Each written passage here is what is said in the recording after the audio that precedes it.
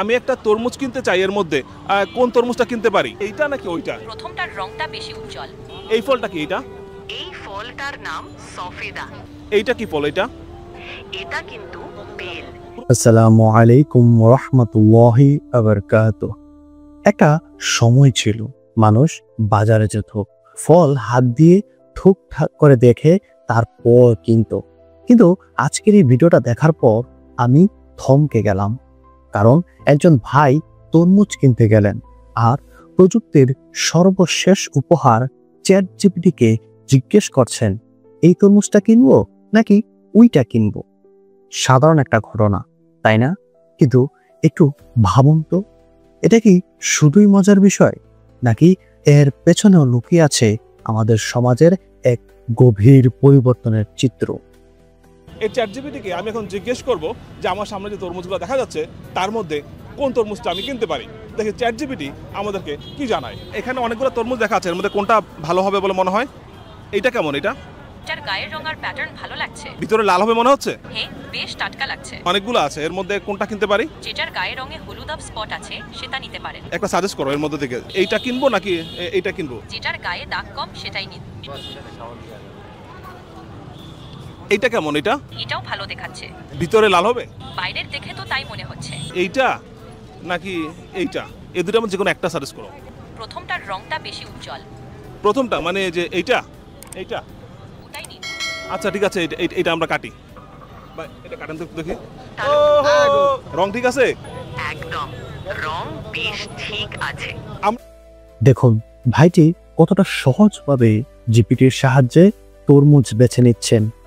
তিনি জানেনই না ভেতরে লাল হবে কিনা, কিন্তু এআই বলছে হলুদ দাগ থাকলে ভালো, আর তিনি সেটাই মেনে নিচ্ছেন।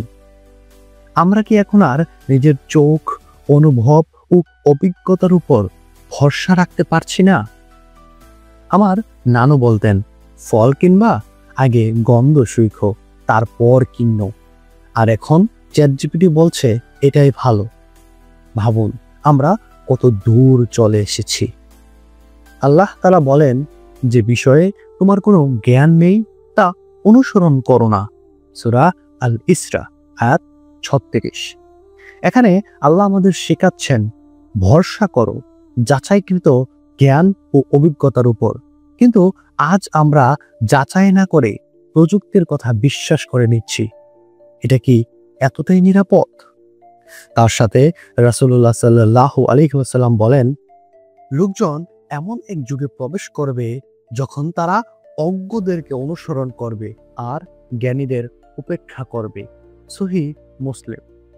এই কৃত্রিম বুদ্ধিমত্তা এআই তো জ্ঞানী না, এটা তো একটা প্রোগ্রাম মাত্র। অথচ আমরা এটাকেই আমাদের সিদ্ধান্তের চাবিকাঠি বানিয়ে ফেলছি না তো?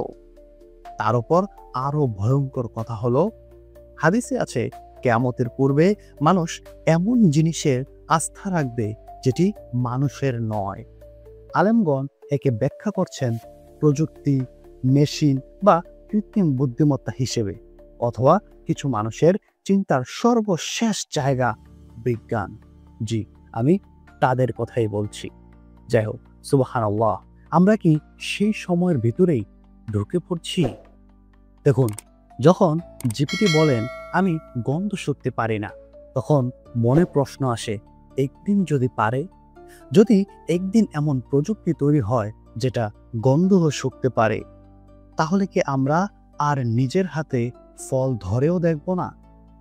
তখন আমাদের ঈমান, চিন্তা, ভাবনা, আত্মনির্ভরতা কোথায় গিয়ে দাঁড়াবে? প্রিয় ভাই ও বোনেরা, প্রযুক্তি আল্লাহর পক্ষ থেকে একটি নেয়ামত মাত্র, কিন্তু নেয়ামত যদি আমাদেরকে নিয়ন্ত্রণ করে, তাহলে সেটা হয়ে যায় প্রযুক্তির গোলামি করা। আল্লাহ তাআলা বলেন, আমি তোমাদের পরীক্ষা করি মন্দ ও ভালো দিয়ে। সূরা আম্বিয়া আয়াত 35। আজ প্রযুক্তি আমাদের পরীক্ষা করছে।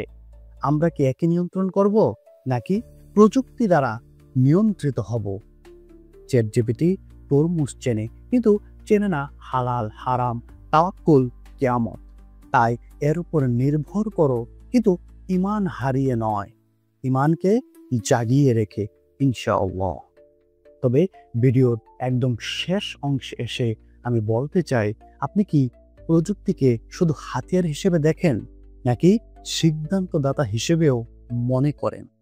তালাশ করুন নিজের ভেতরে, কোরআন, হাদিস আর আল্লাহর উপর ভরসা রাখুন। কারণ মনে রাখবেন, টেকনোলজি আসবে যাবে, কিন্তু যারা আল্লাহর উপর নির্ভর করে তাদের পথ কখনোই হারিয়ে যায় না। ভালো লাগলে একটা লাইক দিন, সাবস্ক্রাইব করুন কালামুন নবী, কমেন্টে লিখুন আপনি কি এআই দিয়ে কিছু কেনার কথা ভেবেছেন কখনো?